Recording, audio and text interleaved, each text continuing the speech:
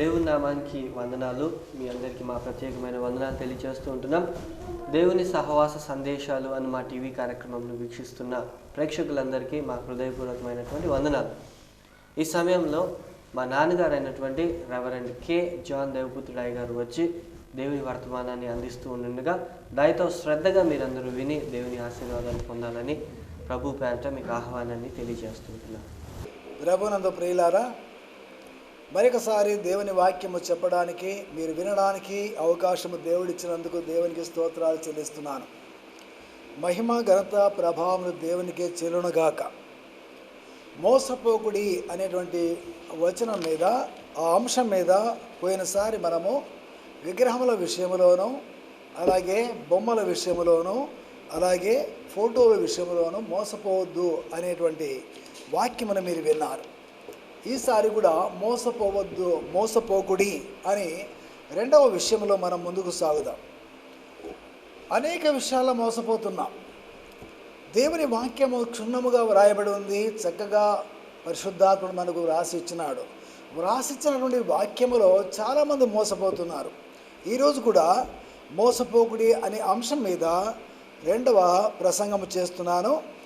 వినిన దానిలో నీవు ఏమి వింటున్నావో, ఏ వాక్యమును వింటున్నావో ఆ వాక్యమును ఆచరించకపోతే నీవు మోసపోతున్నావు.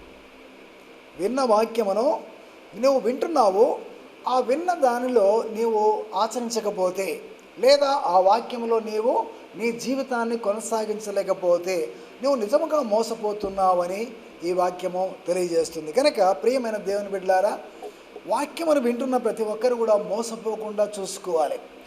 ఏమి వింటున్నావో ఆ విన్న వాక్యమును బట్టి మీరు ప్రవర్తించినట్లయితే, ఆ విన్న వాక్యమును బట్టి మీరు జీవించినట్లయితే మీరు నిజముగా దేవుని బిడ్డలుగా ఉండి ఫలిస్తారు.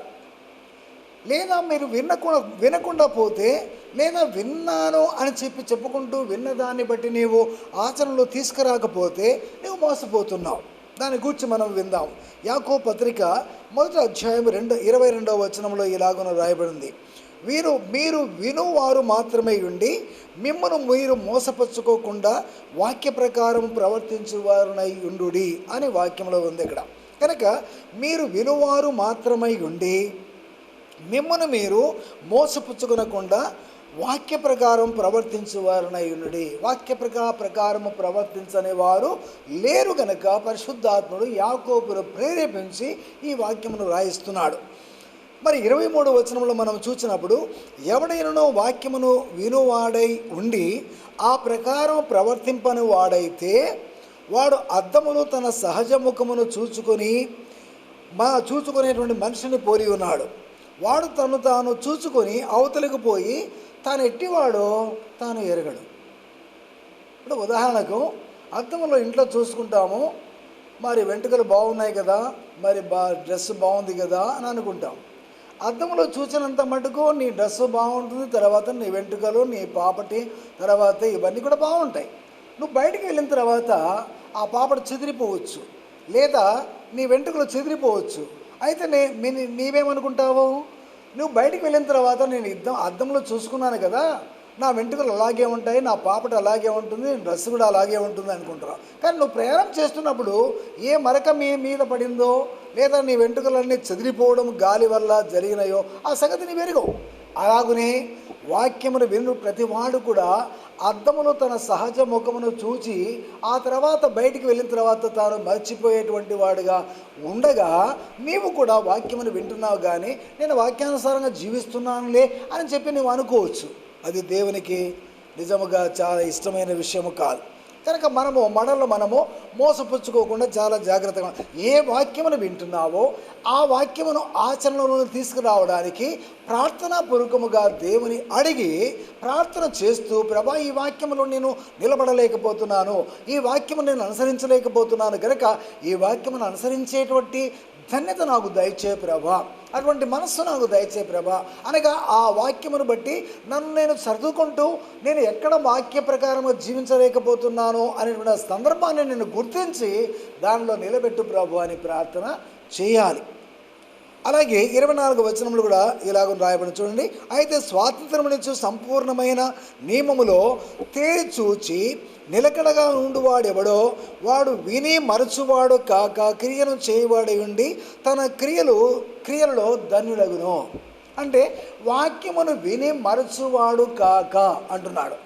చాలామంది దేవుని వాక్యమును విని మరచిపోవడంలోనే వాక్యానుసారముగా జీవించరు అని ఇక్కడ పాయింట్అవుట్ చేస్తున్నాడు యాకోబు. కనుక ప్రియమైన దేవుని బిడ్డలారా, మనం చాలా మటుకు దేవుని వాక్యం వింటున్నాము, కానీ విన్న వాక్యములో నిలబడకుండా పోవడం కారణం ఏంటంటే మరచిపోతున్నాం. దేవుని మాటలు మర్చిపోయేటువంటి పరిస్థితి మనకు వచ్చిందంటే మనము నిజముగా చాలా మటుకు దేవుని వాక్యములో అశ్రద్ధ చేస్తున్నాం, చాలా అశ్రద్ధ చేస్తున్నాం. పిల్లలు బాగా చదువుతారు, పాస్ కావాలని చదువుతారు, మేము ఉద్యోగాలు చేయాలి కాబట్టి మంచి మార్కులతో పాస్ కావాలనేటువంటి ఆలోచనతో చదువుతారు. అదంతా నిజంగా జరుగుతుంది, అలాగనే మంచి మార్కులు సాధించి మంచి ఉద్యోగాల్లో పోతున్నారు, మంచిదే. కానీ వాక్యం దగ్గరికి వస్తే మతిమరపు ఎందుకు వస్తుంది?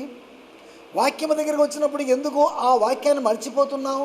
సందర్భాన్ని బట్టి ఆ వాక్యాన్ని ఎందుకు నెరవేర్చలేకపోతున్నావు? ఇది చాలా బలహీనత. శారీరకంగా సంపాదించుకునే సంపాదన కొరకు నీవు చక్కగా ప్రవర్తిస్తున్నావు, కానీ దేవుని వాక్యములో నిలువబడి దేవుని వాక్యానుసారంగా జీవిస్తే వాటికి వచ్చేటువంటి ఆశీర్వాదాలు నువ్వు సంపాదన కంటే మిన్నైనటువంటి ఆశీర్వాదం అందులో ఉందనేటువంటి సత్యాన్ని నీవు విడమరుస్తున్నావు, దాన్ని తోసేస్తున్నావు. కనుక ప్రియమైన దేవుని బిడ్డలారా, దేవుని వాక్యం విన్న తర్వాత వాక్యమును మరచువాడు కాకుండా ఆ సందర్భాల్లో అయ్యో ఒకప్పుడు వాక్యమును విన్నాను కదా, విన్న వాక్య ప్రకారం ఈ సందర్భం వచ్చింది, దీన్ని నెరవేర్చాలా, ఆ ఆజ్ఞ నెరవేర్చాలా, అది అన్యాయము చేయకూడదు, అది అధర్మము చేయకూడదు, ఇది చేస్తే దేవుని దగ్గర పాపము, అది చేయకూడదు. అలాగున నీవు ఎప్పుడైతే వాక్య ప్రకారం ప్రవర్తించు వాడవైతే అప్పుడు దేవుడు నిన్ను హెచ్చిస్తాడు, నిన్ను ఆశీర్వదిస్తాడు. నువ్వు చెప్పే బోధ నువ్వు అనుసరించు చేస్తున్నావు ఆ బోధ, కాబట్టి ఆ బోధకు అనేకులకు మేలుకొలుపు కలగజేస్తాడు. దేవునికి స్తోత్రం కలుగును గాక. ప్రియమైన దేవుని బిడ్డలారా, దేవుని వాక్యములో క్షుణ్ణముగా అర్థం చేసుకొని దినదిన జీవితంలో కూడా ఆయా సందర్భాల్లో దేవుని వాక్య ప్రకారం జీవిస్తే గన నీకు హాయ్ అండి, నీ ప్రాణానికి హాయి, నీకు ఆరోగ్యం అక్కడే ఉంది. వాక్యమును విని దాని ప్రకారం ప్రవర్తించువారుగా ఉన్నట్లయితే తన జీవితంలో వాడు ధన్యుడైతాడు. దేవుడు తీర్పు తెచ్చే సమయంలో నన్ను దేవుడు నిలబెట్టినప్పుడు ఆయన సన్నిధిలో బల నమ్మకమైన మంచి దాసురా అనక తప్పకుండా అంటాడు. అలాగున మనము కూడా ప్రతి విషయంలో కూడా ఏ తప్పు లేకుండా, ఏ విధమైన డాగు మత్స లేకుండా జీవిస్తూ దేవుని దగ్గర శభాష్ అనిపించుకుందాం. మనుషులైతే వినరండి, వీళ్ళు అన్నారు మనల్ని, మనం వాక్యానుసారంగా జీవించే కొద్దీ మనల్ని మనుషులు ఏమంటారంటే వెక్కిరింతల పాలు చేస్తారు, వెక్కిరిస్తారు. అబ్బా ఈయన పెద్ద భక్తుడు, ఈయన పెద్ద భక్తురాలు, ఈమె దేవుని వాక్య ప్రకారంగా జీవిస్తున్నట్టుగా ఉంది, కానీ సిసలైనటువంటి లాభాలు పొందలేకపోతున్నారు, లంచాలు తీసుకోలేకపోతున్నారు, వాళ్ళ బ్రతుకులు అరాకొరగానే కనబడుతున్నాయని వాళ్ళు అనుకుంటారు. కానీ వాక్యానుసారంగా జీవించే ప్రతి వాడు వానికి వచ్చిన రాబడే సరిపోతుంది. అందులో నుంచే వాడు బీదలకు ధర్మం చేస్తాడు, అందులోంచే దేవుడు ఇతరులకు ఇవ్వడానికి అవకాశం ఇస్తాడు. అలాగున వాక్యానుసారంగా ప్రవర్తించే వారికి కోకొలలుగా దేవుని యొక్క ఆశీర్వాదాలు కుమ్మరించబడతాయి. ఈ మర్మమును మనము మర్చిపోకూడదు. ప్రియమైన దేవుని బిడ్డలారా, ఇంకా నువ్వు ముందుకు సాగినట్లయితే దేవుని సన్నిధికి రాకుండా ఆటంకం ఏర్పడినప్పుడు ఆ ఆటంకాన్ని ఛేదించి దేవ సన్నిధికి వస్తే దేవుని యొక్క వాక్యములో నేను నిలబడిన వాడవైతావు. కనుక వాక్యమునకు వినడానికి ఆటంకం ఏదైనా కలిగించినప్పుడు ఆ ఆటంకాన్ని ఛేదించాలి. అది భార్య వలన వచ్చిన ఆటంకం కావచ్చు, పిల్లల వల్ల వచ్చిన ఆటంకం కావచ్చు, లేదా నీ రాబడిని బట్టిన వచ్చినటువంటి ఆటంకం కావచ్చు, దాన్ని ఛేదించాలా. దాన్ని ఎప్పుడైతే అనుసరిస్తావో అప్పుడు ఆ వాక్యమును బట్టి, ఆ సందర్భాన్ని బట్టి నీవు వాక్యమును అనుసరించవు కనుక దివ్యమైన మేళ్ళు, మహా గొప్ప మేళ్ళు, ఆశీర్వాదాలు ఆకాశ బిందువుల్లాగా, ఆకాశము వర్ష బిందువుల్లాగా, లేదా మరి మంచు బిందువుల్లాగా ఒక పంట మీద లేకపోతే ఒక చెట్ల మీద పడినట్లే ఉంటుంది. కనుక అలాగున నీవు ఆశ్రయింపబడతావు. అపోస్తుల కార్యములు 7వ అధ్యాయము 53వ వచనంలో ఇలాగున రాయబడి ఉంది. దేవదూతల ద్వారా నియమింపబడిన ధర్మశాస్త్రమును మీరు పొందుతిరి కానీ దాన్ని గైకొనలేదని అక్కడ అంటున్నాడు.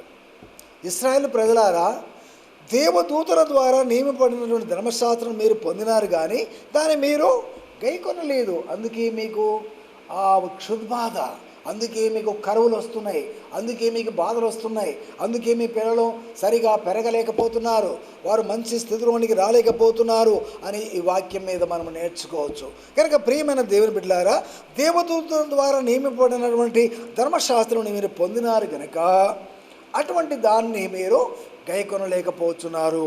గైకొంటే మేలు కదా, గైకుంటే మీకు ఆశీర్వాదం కదా, గైకుంటే మీకు ఎన్నో విధమైనటువంటి దీవెనలు మీ మీద కుమరించబడతాయి కదా, దాన్ని మనము గమనిస్తాం. కనుక వాక్యమును విన్న తర్వాత వాక్యమును విన్న దాన్ని అనుసరించడానికి మనము జ్ఞాపకములో ఉంచుకొని మనల్ని మనం మోసపోచుకోకుండా చాలా జాగ్రత్తగా ఉంటాం. దీంట్లో దేవుడు ఉదాహరణ చాలా ఇచ్చినాడు. వాక్యానుసారముగా జీవించేవాడు, వాక్యానుసారంగా జీవించలేని వాడు. మత్తయి సువార్త 7వ అధ్యాయము 21 నుండి 27 వచనాలు చూసినప్పుడు అక్కడ ఉపమానం చెప్తాడు. విత్తువాడు విత్తనములు విత్తుచు వాడు పొలంలో విత్తుతాడనమాట. పంట రావాలని ఆశతో విత్తుతాడు. కొన్ని త్రోవ ప్రక్కన పడినాయంట, కొన్ని ముళ్ళ పొదల్లో పడినాయంట, కొన్ని రాతి నేలన పడినాయి, కొన్ని మంచి నేలన పడినట్టుగా దేవుడు అక్కడ ఉదాహరణ ఉపమానం చెప్తున్నాడు. ఆ ఉపమానమును సారాంశమును ఒక్కసారి మనం కూడా గమనిస్తాం. ఏముంది ఇక్కడ అంటే, ఉపమానంలో 13వ అధ్యాయం 19వ వచనంలో నుండి 23 వచనాల వరకు చూసినప్పుడు, ఎవడైనను రాజ్యమును కూర్చున్న వాక్యము వినియు గ్రహింపక ఉండగా దుష్టుడు వచ్చి వాని హృదయములో విత్తబడిన దానిని ఎత్తుకొని పోవను. అంటే గ్రహించే హృదయము లేకుండా దేవుని వాక్యం వింటే, నువ్వు దేవుని యొక్క సన్నిధిలో దేవుని యొక్క దైవ సేవకుని ఎదుట వింటున్నప్పుడు వాక్యము దాన్ని గ్రహింపకుండా ఒకవేళ విని ఊరికి ఊకొట్టినా లేకపోతే తల ఊపినా ఏమీ ప్రయోజనం లేదు. గ్రహించకుండా ఉండేవాడే త్రో పక్కన విత్తబడినటువంటి విత్తనము లాంటి వాడు. కనుక ఈలాగున త్రో ప్రక్కన విత్తబడిన వాడు వీడే. దేవుని వాక్యమును వింటున్నాడు కానీ దాన్ని గ్రహించలేకపోతే సాతానుడు ఈజీగా వచ్చి నీ హృదయంలో నీ వాక్యం ఉన్నదాన్ని ఎత్తుకొని పోతాడు. అంటే కాకులు ఆ యొక్క విత్తనాలు తిన్నట్టుగా మన ఉపమానంలో యేసుప్రభు చెప్తున్నాడు. అలాగున నీవు కూడా నీ యొక్క వాక్యం అంటే విన్న వాక్యము నీలో ఫలించకుండా గ్రహించలేదు కనుక ఆ వాక్యము తీసివేయబడుతుంది పక్కకు, ఏం ప్రయోజనం లేదు. రెండవదిగా రాతి నేలన పడిన వాడు అన్నాడు. రాతి నేల పడిన వాడు ఎలా ఉంటాడు? వాక్యము విని వెంటనే సంతోషముతో దాన్ని అంగీకరిస్తాడు. భలే ఉంది వాక్యము, ఈరోజు పాస్టర్ గారు మంచి వాక్యం చెప్పినారని దాని గురించి సంతోషపడతాడు, గంతులు వేస్తాడు, అందరికీ చెప్తాడు మంచి వాక్యం, ఈరోజు మంచి మెసేజ్ విన్నాము, ఈరోజు మంచి ప్రసంగం విన్నాము అంటాడు. కానీ అయితే అతను వేరు లేనందున, వేరు లేదంట. వేరు లేకుండా పోవడానికి కారణం ఏంటి? అతడు కొంతకాలము నిలుచును కానీ వాక్యము నిమిత్తము శ్రమైనను హింసైనను ఏదైనా బాధ కలిగినప్పుడు అతడు అభ్యంతరపరచబడి ఆ వాక్యమును తప్పుకుంటాడు. చూడండి, వాక్యమును వింటున్నాము, వాక్యం విన్న తర్వాత విన్న వాక్య ప్రకారము జీవిస్తున్నప్పుడు శ్రమ వస్తుంది. అంటే నువ్వు మామూలుగా వాక్యమును విన్న తర్వాత నువ్వు విన్న వాక్యమును బట్టి నువ్వు సంతోషంగా లోకములో జీవించే జీవితానికి కొంత నీ మనస్సాక్షి ఒప్పుకోదు, అంత సంతోషం మనకు పనికిరాదు. ఉదాహరణ, సినిమా చూస్తారు, చాలామంది సినిమా చూస్తారు, వాక్యముని విన్న తర్వాత అల్లరితో కూడినటువంటి ఆటలు పాటలు మనకు తగవు. అవి అలాగనగా అల్లరితో కూడినటువంటి ఆట పాట నువ్వు విన్నా, దాన్ని ప్రేమించినా, దాన్ని చూసినా నీవేమవుతావు? పరలోక రాజ్యం చేరలేవు. అందులో వాక్యం ఉంది. ఆ వాక్యాన్ని బట్టి నువ్వు ఏం చేయాలా?